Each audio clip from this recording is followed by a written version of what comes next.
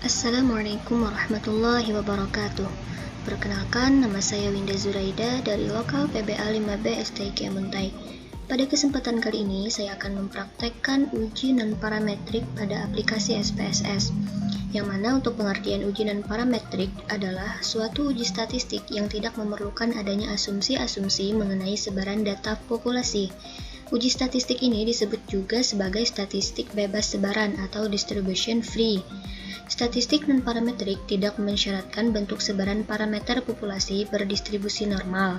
Statistik non-parametrik dapat digunakan untuk menganalisis data yang berskala nominal atau ordinal, karena pada umumnya data berjenis nominal dan ordinal tidak menyebar normal.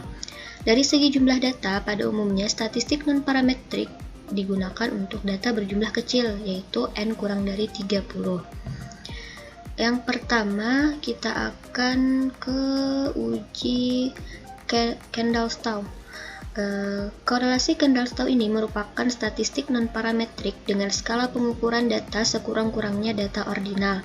Korelasi Kendall-Stau digunakan untuk mengukur tingkat kesesuaian, yakni apakah ada perbedaan tingkat kesesuaian ranking antara dua variabel yang diamati. Contoh kasus uji korelasi Kendall-Stau, pada penelitian seorang peneliti ingin mengetahui apakah ada hubungan atau korelasi antara lokasi dengan kepuasan nasabah pada koperasi simpan pinjam Citradana. Untuk itu, peneliti membagikan kuesioner untuk pertanyaan kepada 10 orang nasabah yang dipilih secara acak. Adapun tabulasi datanya ada seperti ini. Di sini lokasinya dan di sini kepuasannya. Keterangan untuk kriteria jawaban responden untuk pertanyaan kuesioner pada variabel lokasi dan kepuasan nasabah adalah: yang pertama, sangat tidak puas itu diberi skor 1, tidak puas diberi skor 2, cukup puas diberi skor 3, puas diberi skor 4, dan sangat puas diberi skor 5. Untuk langkah-langkahnya, kita langsung saja ke aplikasi SPSS-nya, kemudian klik variable view pada bagian kiri bawah. Setelah itu pada tabel name kita tuliskan lokasi, dan yang kedua itu kepuasan. Kemudian desimalnya kita ubah menjadi 0. Labelnya boleh kita isi, yang pertama ini lokasi, yang kedua kepuasan nasabah. Nah, kemudian measurenya kita ubah menjadi ordinal.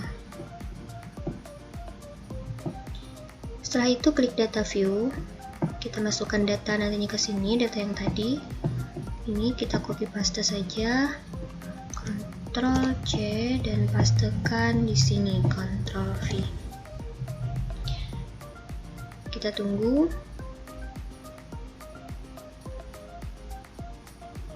Nah, untuk mengolah datanya kita klik Analyze pada menu di atas, kemudian Correlate, kemudian Bivariate. Maka akan muncul kotak dialog Bivariate Correlation. Kemudian pindahkan lokasi dan kepuasan ini ke kotak Variables. Ctrl A, pindahkan, klik panah. Lalu pada bagian correlation coefficient di sini, hilangkan yang centang persen, tapi centang ke Kendall-Stau. Pada test of significance ini, itu Taylor, dan beri tanda checklist pada flag significant correlation di sini. Kemudian kita klik OK.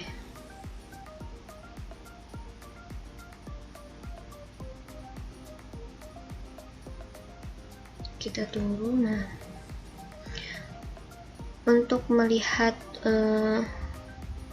hasilnya di sini atau membaca hasilnya dapat kita baca dengan melihat yang pertama nilai correlation coefficient-nya, kemudian bisa juga dengan nilai signifikan totality-nya, atau bisa juga dengan positif atau negatifnya nilai correlate coefficient-nya. Nah, begitulah, kita close, kita ke uji Friedman.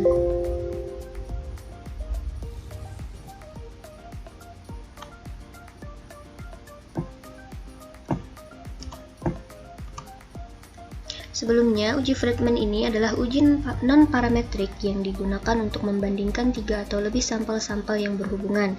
Tujuan melakukan uji Friedman ini membandingkan median atau lebih populasi dengan menggunakan sampel-sampel yang berhubungan. Syaratnya itu terdapat 3 perlakuan atau lebih dan data sampel merupakan sampel-sampel acak sederhana. Contoh kasus uji Friedman pada penelitian yaitu seorang mahasiswa jurusan gizi ingin mengetahui apakah susu bubuk merek Subur Gemuk benar-benar dapat meningkatkan berat badan seorang dalam kurun waktu tertentu. Jadi guna untuk keperluan meneliti, maka 15 orang yang hendak melakukan program meningkatkan berat badan ditimbang untuk mengetahui berat badan awal. Kemudian 15 orang tersebut diberi minum susu bubuk yang merek Subur Gemuk tadi, lalu ditimbang kembali berat badannya setelah seminggu, kemudian setelah sebulan juga, dan setelah setahun. Adapun datanya nanti akan seperti ini. Di sini. Ini berat badan awal, berat badan seminggu, sebulan, dan setahun. Ke langkah-langkahnya, kita buka aplikasi SPSS-nya, kemudian klik variable view bagian kiri bawah. Kemudian kita isi tabel name ini dengan yang pertama itu awal, yang kedua seminggu, yang ketiga sebulan, yang terakhir setahun. Kemudian desimalnya kita ubah menjadi 1.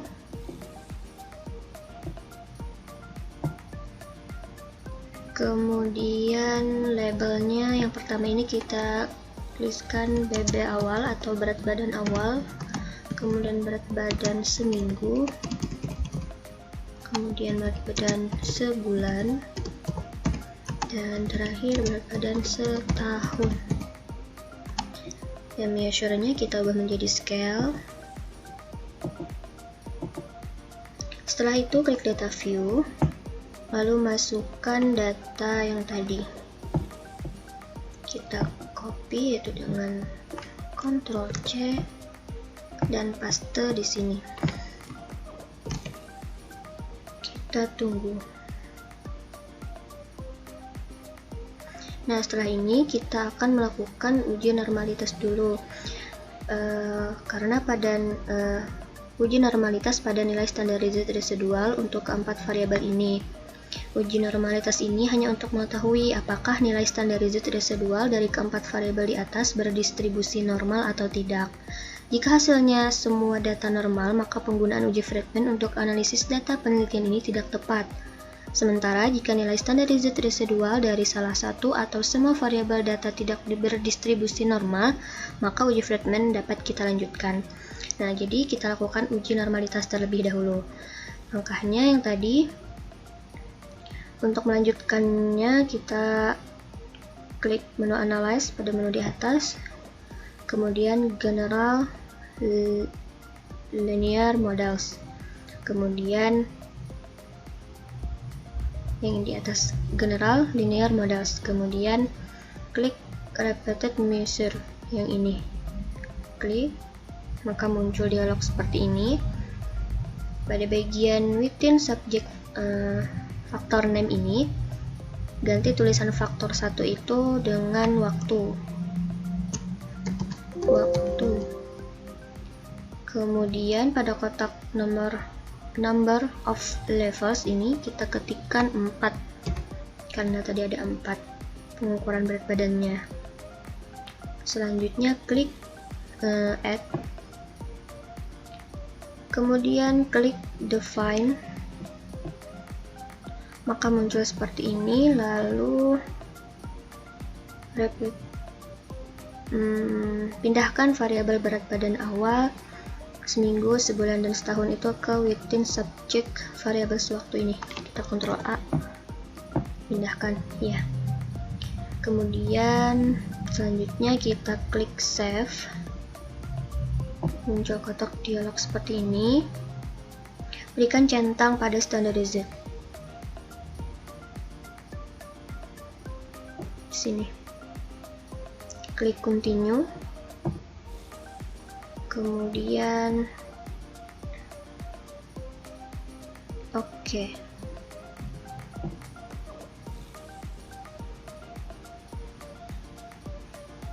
Jika muncul output ini, kita abaikan saja karena kita mencari ini.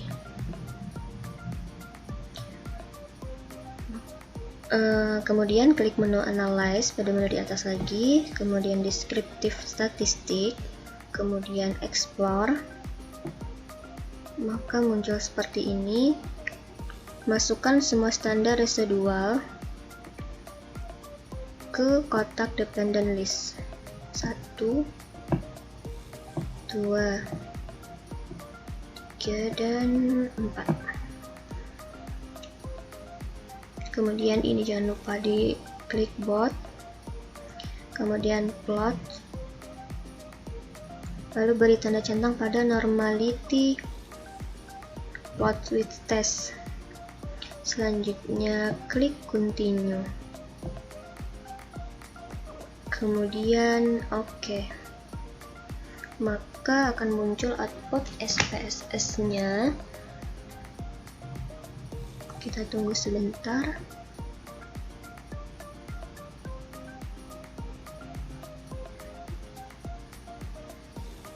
Nah, maka cukup kita perhatikan pada output pada label test of normality. Ini test of normality. Pembahasan uji normalitasnya. Karena jumlah N yang dipakai dalam penelitian ini ada 15 atau DF-nya 15, maka pengambilan keputusan untuk uji normalitas mengacu pada nilai signifikan Shapiro-Wilk. Sebaliknya, jika nilai N lebih dari 50, maka mengacu pada nilai Kolmogorov-Smirnov. Jadi kita melihat di sini Shapiro-Wilk. Berdasarkan tabel yang ini, maka nilai signifikan standar residual for awal yaitu sebesar 0,012, yang sebulan 0,003, yang sebulan ini yang seminggu 0,003, yang sebulan 0,20, dan setahun 0,380. Yang mana nilai signifikan awal seminggu dan sebulan ini kurang dari 0,05, sedangkan setahun ini lebih dari. Jadi yang ketiga ini, yang awal seminggu dan sebulan, dapat disimpulkan bahwa variabel standar residualnya tidak berdistribusi normal, sementara yang setahun berdistribusi normal karena 0,380 lebih dari 0,05. Jadi, berdasarkan uji normalitas ini, diketahui bahwa ada 3 variabel yang memiliki standar residual tidak normal. Oleh karena itu, analisis untuk penelitian ini sudah tepat, yakni menggunakan metode statistik non-parametrik dengan uji Friedman. Kemudian kita close.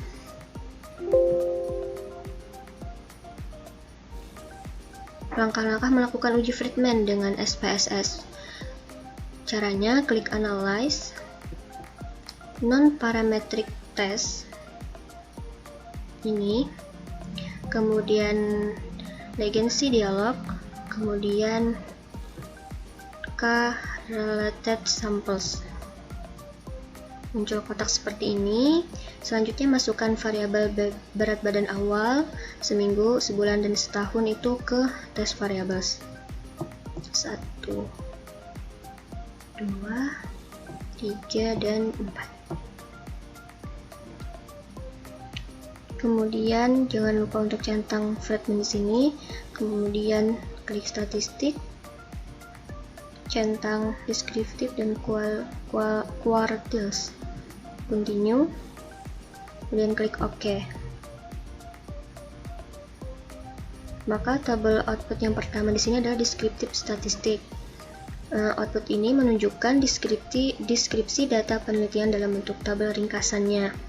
Informasi yang dapat kita lihat yaitu nilai N, ada mean, standard deviation, minimum, maksimum. Ada juga informasi tentang persentilnya. Tabel output yang kedua, yang rank ini, menunjukkan rata-rata berat badan dalam bentuk ranking, yang di sini. di mana berat badan paling besar berada di waktu pengukuran berat badan setahun setelah rutin meminum susu bubuk tadi, yaitu 3,97. Untuk tabel yang ketiga, tabel statistik di sini merupakan tabel terpenting dalam uji Friedman. Ada beberapa tahapan untuk melakukan interpretasi, yaitu membuat hipotesis, yang mana hipotesisnya, jika HO tidak ada perbedaan rata-rata peningkatan berat badan pada keempat kelompok interval waktu pengukuran, yang HA ada perbedaan rata-rata peningkatan berat badan pada keempat kelompok interval waktu pengukuran. Jadi dasar pengambilan keputusan dalam uji Friedman ada dua cara yang dapat kita gunakan sebagai pedoman untuk membuat keputusan dalam uji Friedman. Yang pertama, melihat nilai probabilitas atau signifikan Ashim-Sig. Kemudian bisa juga dengan mencari nilai chi-square di sini. Nah, kita gunakan dengan melihat Ashim-Sig-nya. Jadi berdasarkan dengan tabel di sini diketahui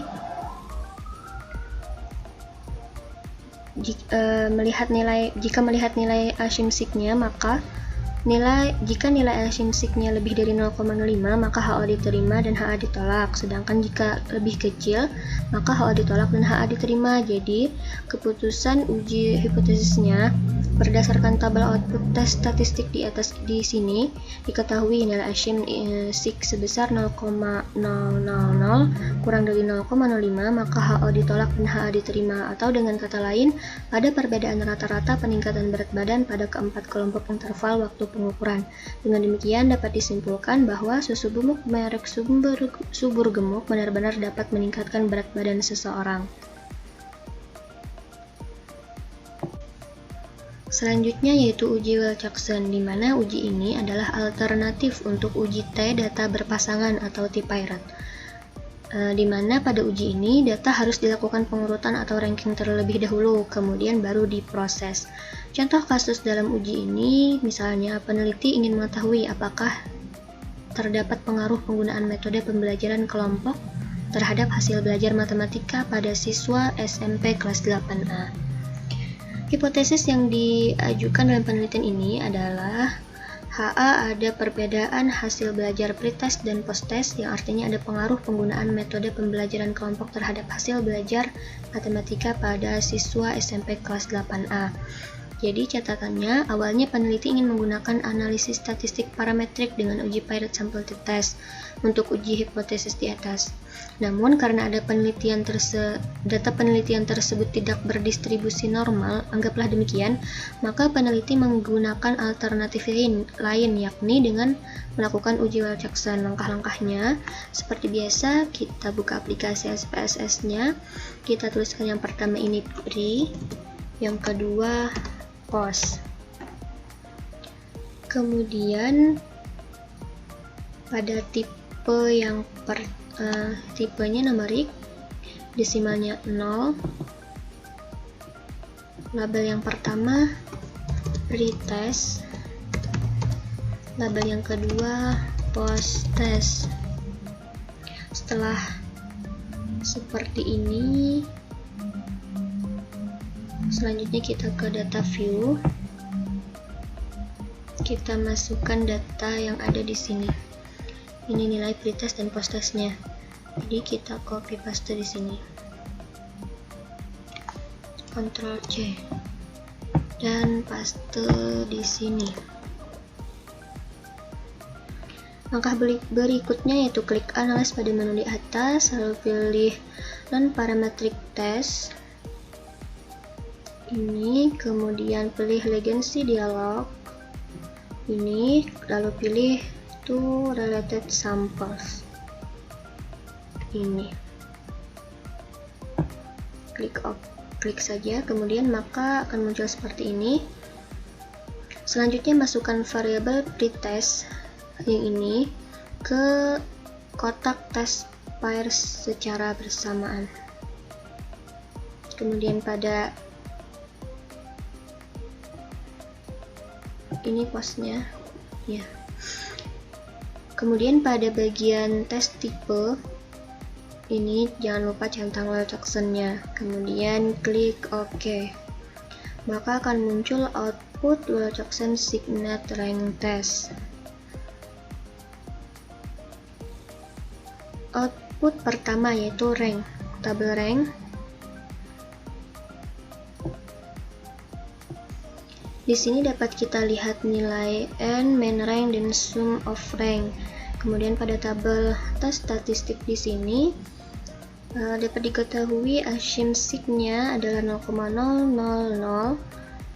Karena ini lebih kecil dari 0,05, maka dapat disimpulkan bahwa HA diterima. Artinya ada perbedaan antara hasil belajar matematika untuk pretest dan posttest. Sehingga dapat disimpulkan pula bahwa ada pengaruh penggunaan metode pembelajaran kelompok terhadap hasil belajar matematika pada siswa SMP kelas 8A. Yang selanjutnya yaitu korelasi Rank-Spearman. Analisis korelasi Rank-Spearman dapat digunakan untuk menguji hubungan antara variabel penelitian pada statistik non-parametrik atau skala ordinal. Nilai koefisien dan kriteria keeratan hubungan dua variabel yang dipakai dalam analisis ini sama dengan yang digunakan dalam korelasi Pearson. Hanya saja dalam korelasi Rank-Spearman awalnya akan melakukan peringkatan atau ranking terlebih dahulu, kemudian baru melakukan uji korelasi. Tujuan analisis korelasi Rank-Spearman ini yaitu untuk melihat tingkat kekuatan atau keeratan hubungan dua variabel, kemudian untuk melihat arah atau jenis hubungan dua variabel, dan untuk melihat apakah hubungan tersebut signifikan atau tidak.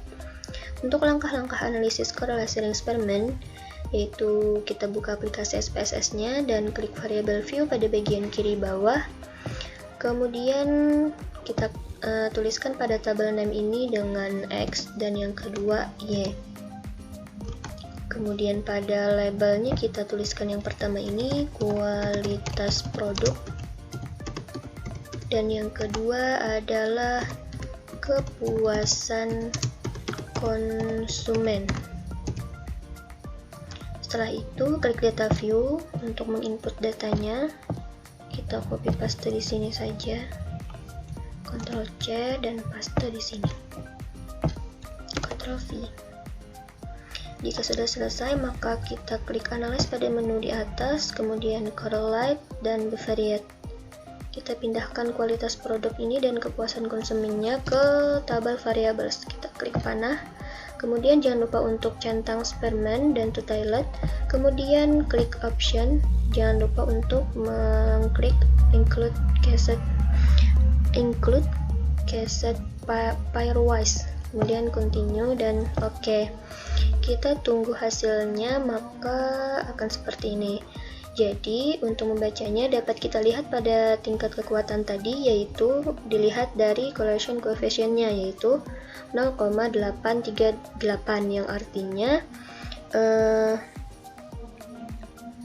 hubungan antara variabel kualitas produk dengan kepuasan konsumen adalah sangat kuat, karena di sini 0,838. Arti bintang 2 di sini yaitu nilai signifikansinya 0,01. Kemudian dapat melihat arah atau jenis hubungan variabelnya dengan cara melihat positif atau negatifnya nilai correlation coefficient pada kepuasan konsumen. Karena di sini positif, berarti dapat diartikan bahwa kualitas semakin ditingkatkan kualitas produk, maka kepuasan konsumen juga akan meningkat. Jadi jika kualitas produknya itu meningkat bagus, jadi kepuasan konsumen juga meningkat dan menjadi suka. Kemudian untuk melihat signifikansi hubungan kedua variabel itu berdasarkan output ini, diketahui nilai signifikansi atau totiletnya sebesar 0,002. Karena nilai signifikansinya 0,002 kurang dari 0,05 atau 0,01 tadi, maka artinya ada hubungan yang signifikan atau berarti antara variabel kualitas produk dengan kepuasan konsumen. Mungkin itu saja penyampaian dari saya. Mohon maaf atas segala kesalahan dan kekurangan. Wassalamualaikum warahmatullahi wabarakatuh.